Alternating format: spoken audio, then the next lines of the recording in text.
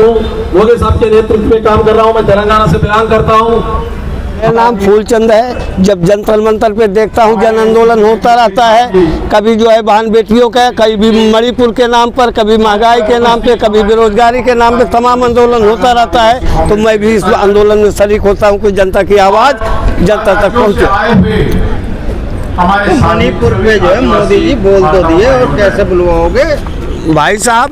एक बोलना होता है, करना है। देश का सर्वश्रेष्ठ पद पे बैठे हुए हैं मोदी जी। जो स्थिति मणिपुर की बनी है, वहाँ अब तक जो है कोई और सरकार होती तो वहाँ राष्ट्रपति शासन लग जाता। प्रधानमंत्री हैं वो, सबसे ज्यादा चिंता करते हैं देश की चिंता करते तो महंगाई आसमान पे नहीं छुआ देते, बेरोजगारी चरम सीमा पे नहीं पहुंच जाती, बहन बेटियों की इज्जत सरेआम नहीं होती, सांप्रदायिक दंगे जगह जगह नहीं होते। तीसरी सबसे बड़ी इकोनॉमी खड़ी कर दी मोदी जी ने। 3 ट्रिलियन इकोनॉमिक का जो है 2026 में वादा करते हैं। आज हमारा इकोनॉमिक पॉइंट कहाँ है, किसी देख लीजिए। लोग डर बस भाई बस नहीं बोल पाते कि हम कहाँ क्या कर रहे हैं। बाहर के नेता पांव छू रहे हैं मोदी जी के। ये संस्कार में होता है कि अगर हम बड़े हैं, भारतीय संस्कृत सभ्यता होता है तो नमस्कार दूंगा, प्रणाम, पैर छूना, ये भारतीय संस्कृति का वो है पुरातन। 2024 में 300 के पार। सपनों में ख्यालों में क्या जाता है? जनता का आक्रोश अभी उन्होंने क्या समझा? अब मोदी जी मांगेंगे, बहुत हुई महंगाई की मार, अब की बार भाजपा सरकार, बहुत हुई बेरोजगारी, अब की बार भाजपा सरकार।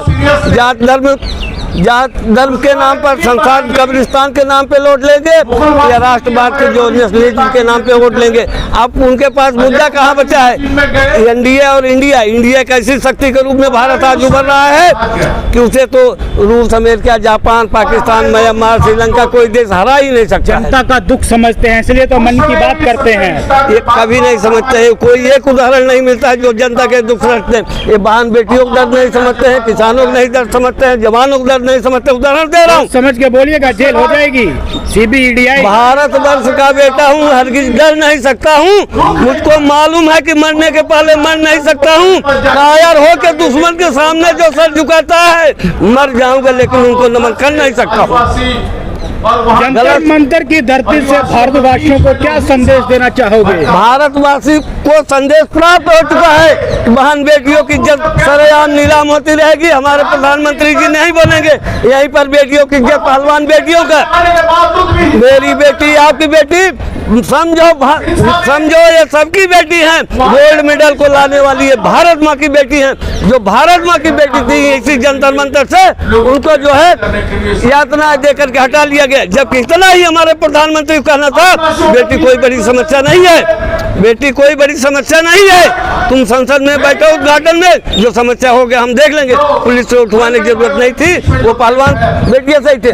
किसान की भी बात आप देख लीजिए, धरने पर 740 किसान शहीद हो गए, लेकिन बोले कि भाई और बहनों, मेरी तपस्या में कमी रह गई। अरे भारतवासी, हमने प्रधानमंत्री चुना था, तपस्वी नहीं चुना था। हमें प्रधानमंत्री चाहिए, फकीर नहीं चाहिए। मेरी आवाज जो है वहाँ तक जानी चाहिए। हम प्रधानमंत्री ताकतवर, जो मणिपुर में हिंसा हो रही है, अगर कोई दूसरी सरकार होती अब तक वहाँ राष्ट्रपति शासन लग चुका होता है। धरा की लाज हमेशा वीरों के पराक्रम पर टिकी होती है। धरा की लाज हमेशा वीरों के पराक्रम पर ही टिकी होती है। कण कण में उनके समर्पण की भावना छिपी होती है। गौर करके देख लेना, तिरंगे की तरफ एक नजर करके पता चल जाएगा, हर वीर की शहादत उस तिरंगे पे लिखी होती है। क्या कहना चाहिए? मैं ये चाहूँगा, ये भारत देश है, जात धर्म संप्रदाय के नाम पे लड़ रहा है। उसके लिए एक संदेश के तौर पर कहूँगा, पृथक हर धर्म होता है, पृथक परिवेश होता है, पृथकता में रहे मिलजुल करके, यही उद्देश्य होता है। यहाँ रहते हैं हिंदू, मुस्लिम, सिख, ईसाई, जो समझे अपने देश को उसी का देश होता है। जो समझे अपने देश को उसी का देश होता है। भाई कोई जर्रा नहीं ऐसा जहाँ की रब नहीं होता। लड़ाई वही करते हैं जिनका मतलब नहीं होता। अरे वो मंदिर मस्जिद की दीवानगी करने वाले सोच लो, वतन से बढ़कर कोई मजहब नहीं होता।